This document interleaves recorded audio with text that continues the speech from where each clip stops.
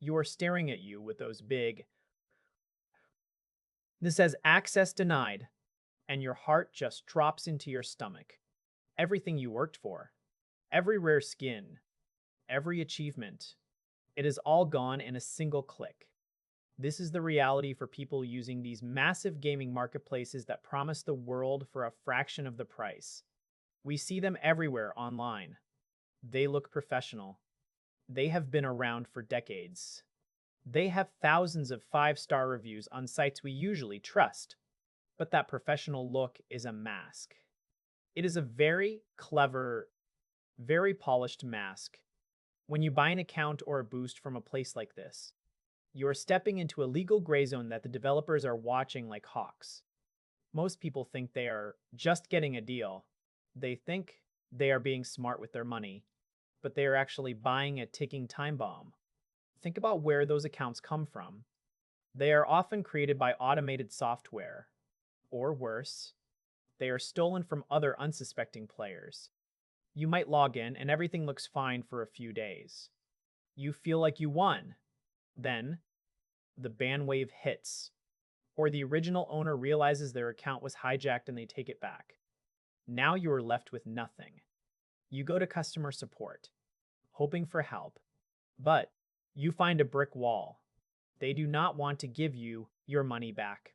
They offer you store credit instead.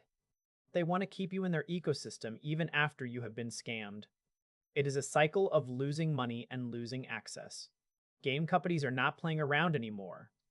They have systems that can detect when an account suddenly jumps halfway across the world or changes hands. They see the boosting services. They see the illegitimate keys. When they catch you, there is no appeal process.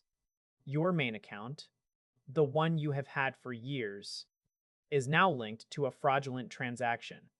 It is permanently flagged. You are risking your entire digital legacy for a cheap shortcut.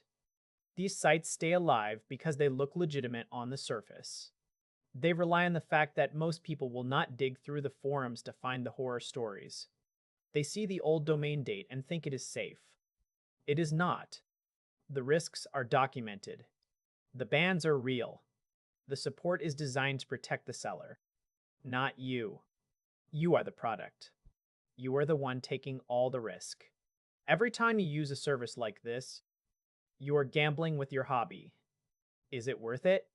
Is a higher rank or a cheaper key worth losing every single game you own?